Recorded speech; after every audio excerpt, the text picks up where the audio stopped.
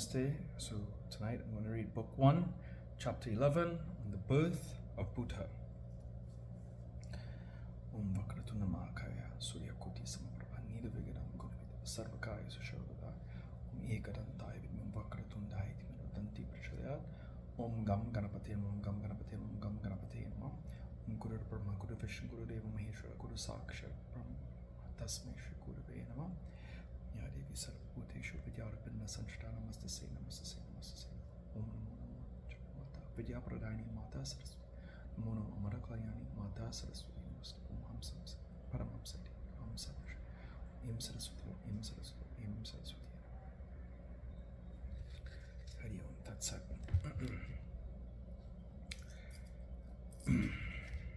Chapter 11 on the birth of Buddha. The Rishi said, O Sutta, who is that king Pururava, and who is the Deva girl Urvasi? And how did that high-souled king Pururava come into trouble? O son of Loma Harsana, kindly describe now all these to me. We are now desirous to hear sweet words from the lotus of your mouth, O Sutta. Your words are sweeter and more full of juice than nectar. Even so, we are not satiated by hearing them, as gods are not satisfied with the drink of nectar.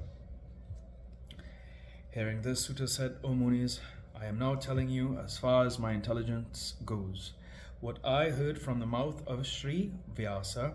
Now hear that beautiful divine incident.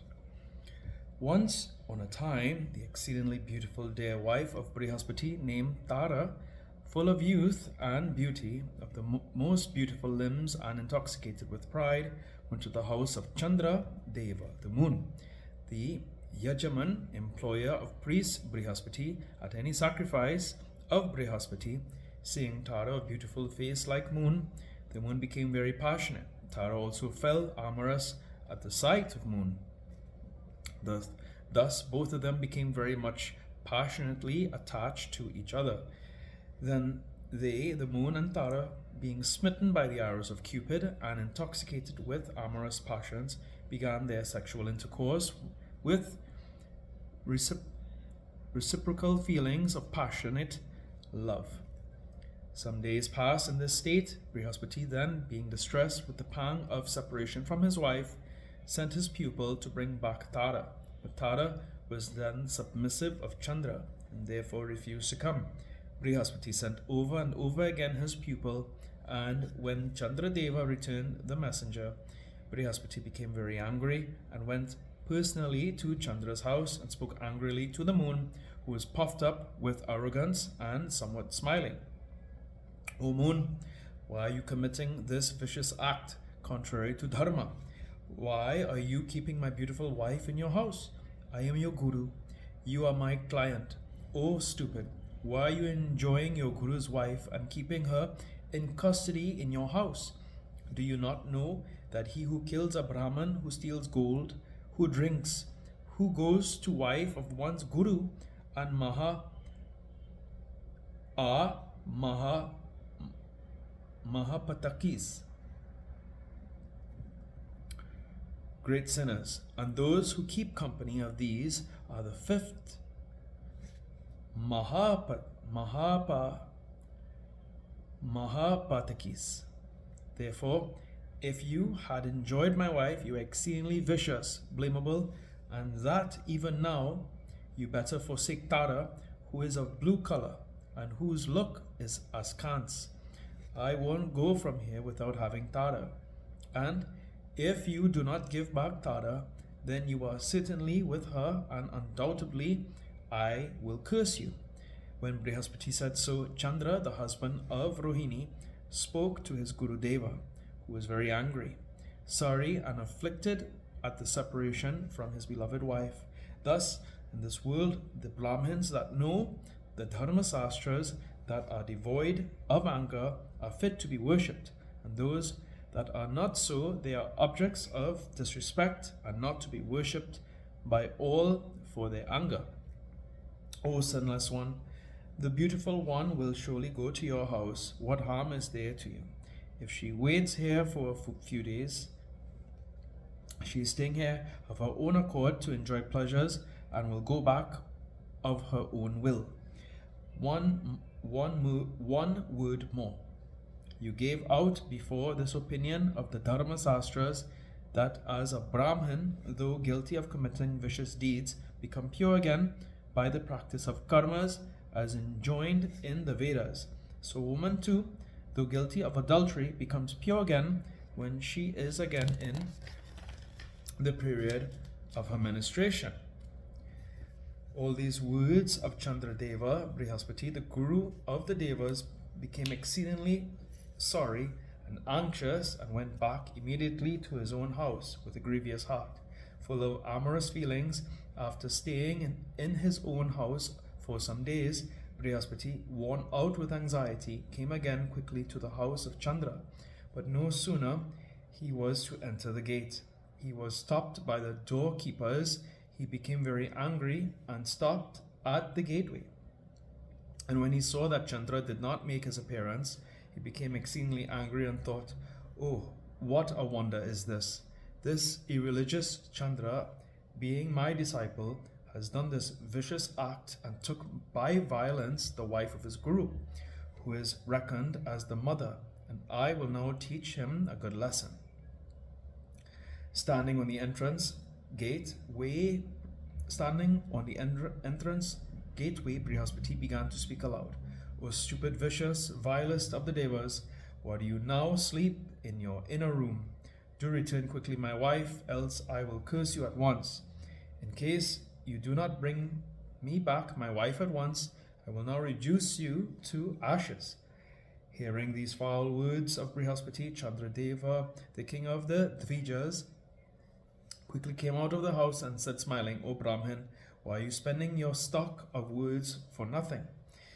That all auspicious lady of a blue color and looking askance is not fit for you. Therefore take another comparatively uglier woman for your use. Exceedingly youthful and lovely woman like her is not fit for a beggar's house. O stupid one, I see you don't know anything about the Kama Sastra, the book that dwells on amorous passion. Those wise men who are skilled in this Sastra assign for the women their lovers equivalent to their beauty in matters of amorous dealings. So, O stupid man, go away wherever you like. I won't give you back your wife. To whatever lies in your power, I won't return your wife. When you have become passionate, your curse won't affect me in any way. This I say finally unto you, O Guru, I will not give you back your wife. Do what you wish." Thus spoken by Chandra, Brihaspati became very anxious and angry. He then went away quickly to the Indra's house. Seeing Gurudeva morose and sorry, the very liberal-minded Indradeva worshipped him duly with Padya, Argya, and Achmaniya, and asked, "O highly fortunate one, why do you look so anxious? O great Muni, why are you grievous and sorry? You are my Guru. Is it that you are insulted by any one in my kingdom? Say freely. All the regents and the several quarters, the Lokapalas, and all the Deva armies are under your command. Brahma, Vishnu, and Maheshwar, our other Devas, are ready to lend you every assistance, no doubt. So say, what is the cause of your anxiety?" Hearing these words of Indra, Brihaspati said, "Chandra has stolen my beautiful-eyed wife. I ask for her again and again, but that wicked soul is not returning me my wife at all. O Lord of the Devas, what am I to do now? You are my help and guide. O Satakretu, you are the Lord of the Devas. Therefore I pray to you with a very grievous heart. Help me in this matter." Hearing this, Indra said, "O knower of Dharma, do not be sorry. O Suvrata, I am your servant. O highly intelligent one, surely I will bring you back your wife. I will send a messenger, and even then, if Chandra, mad with pride, do not return your wife, I will wage war with him and fight against him with all our Deva armies. Thus consoling Brihaspati, Indra sent a very clever man who was a good speaker and wonderful in his capabilities to Chandra. The clever and wise messenger went to the Chandraloka, the region of the moon, and spoke to Chandra, the husband of Rohini. Thus, O Mahabhaga, Indra has sent me to you to communicate his message to you. So, intelligent one, I will tell you what he has ordered me here. He said, O highly fortunate one, you know me well. Dharma and Niti Sastra, the science of morals, the more so became because the virtuous Maharishi Atri is your father. Therefore, O Suvrata, you ought not to commit such blamable act. See, all beings should protect their own wives always, without remaining idle to the best of their powers. Therefore, no doubt quarrels would ensue necessarily on that point. O Sudhanidhi, as far as this point of protecting one's wife is concerned, your Guru Deva ought also to do his best. You ought to consider all persons like your own self. O Sudhakara, you have got 28 exceedingly beautiful wives. You are the daughters, who are the daughters of Daksha. Why then do you desire to enjoy the wife of your Guru? The beautiful Apsaras, celestial nymphs, Minaka and others are always residing in the heavens. You can enjoy them to your heart's content. Leave off the wife of your Guru. In case any powerful man commits an unworthy act out of egoism, the illiterate ones would follow them, so that the Dharma will decline. Therefore, O highly lucky one, do such as does not lead for nothing. Quarrels amongst the gods, and leave your Guru's wife, even beautiful. Hearing these words from the messenger, the moon Chandra Deva became somewhat angry, and making gestures, replied to the messenger as if to Indra thus: O mighty armed one, as you yourself are the lord of the Devas and the knower of Dharma, so your priest too has become like you. The head of both of you are the same. You will find many that can show their learning and give advice to others, but you will find always very rare such persons as will act themselves to their own advice when occasions arises, and wants them to fulfill their own words. O Lord of the Devas, all the persons take the opinion of the Sastras framed by Brihaspati. Then why the quarrel would ensue with me and the Devas when I am enjoying according to his dictates a woman who is herself willing? See also that the rule in this world is might is right. All things go to the powerful man who can take by force. Nothing falls to the lot of the weak. Moreover, this woman is mine, and that woman is of another. This false notion comes to those whose brains are weak. When Tara is so much attached to me and is not at all attached to Brihaspati, the above rule applicable to me all the more, how then can I quit the lady so much attached to me, according to the laws of Dharma? All the morals and the morals. You can see also that happiness reigns in that family where the wife is according to the will of the husband.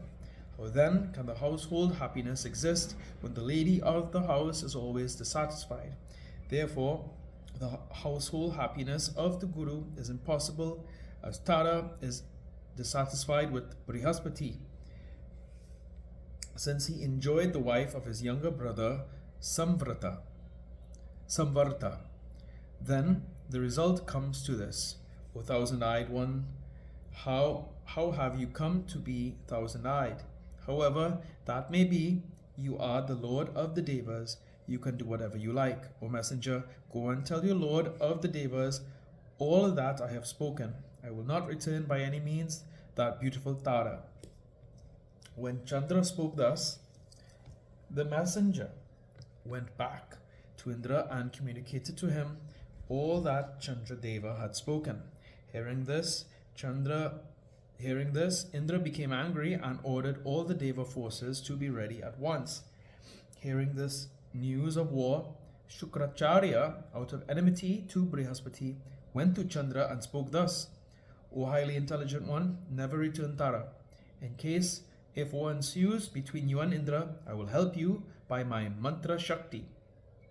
On the other hand, Bhagavan Shankara, hearing the vicious act of Chandra's, taking his guru's wife and knowing that Shukracharya was the enemy of Brihaspati, came to the assistance of the Devas.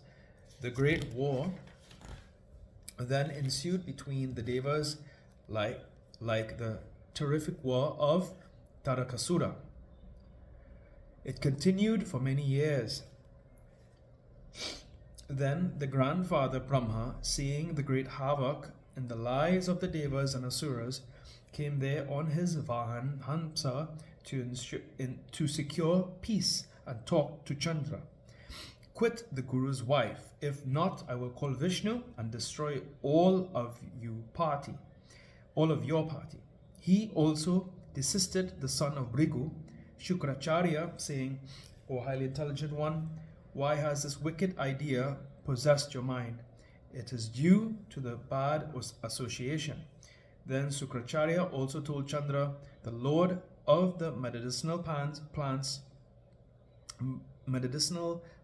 not to wage war, and said, better quit you now the Guru's wife. Your father Maharishi Atri has sent me to you for this purpose.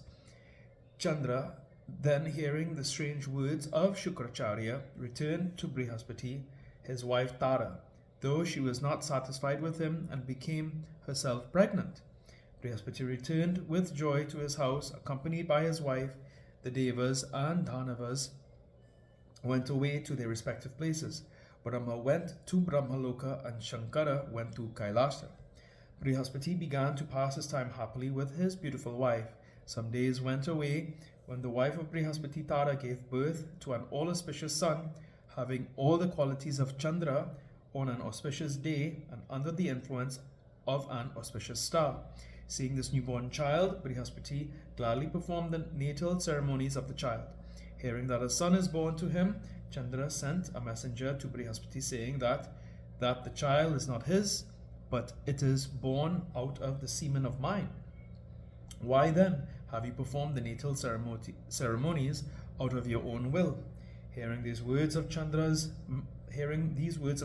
messenger, Brihaspati said, no, this child is mine, no doubt, as he resembles quite like me. When Brihaspati said this, war again ensued. The Devas and Dhanavas met each other again in battlefield, and councils of war were held. Then, for the preservation of peace, Prajapati Brahma went there, and before all desisted, the Devas and Dhanavas, mad for war and ready to fight against each other. Brahma then asked Tara, O auspicious one, say truly, whose child is this? O beautiful one, if you say truly, then this war, resulting in the loss of so many lives, will cease. The handsome Tara, looking askance, lowered her head with shame and guiltily and gently spoke to Brahma, this is Chandra's child, and went inside. Chandradeva then became very glad and took the child, put down its name as Buddha, and carried it to his own house. Bhagavan Brahma, Indra, and the other Devas went back to their respective places. All the spectators went also to their own places whence they came. O Munis, I have now described the birth of Buddha as the son of Chandra, and in the womb of Brihaspati's wife, as I heard it from the mouth of Vyasadeva, the son of Satyavati. Thus ends the 11th chapter, the first skanda on the birth of Buddha in the Maha Purana, Srimad Devi Bhagavatam of 18,000 verses by Maharishi Ved Vyas. Om Jayanti Mangala Kali, Bhadra Kali Kapali, Durga Kashmashi Vidatri Swaha Swara Namaste. Om Tuya Mata Chavidatume, Tuya Bandusha Chasakatume, Tuya Vijaya Dravidam Tumiva, Tuya Sarvam Amadeva Om Shanti Shanti.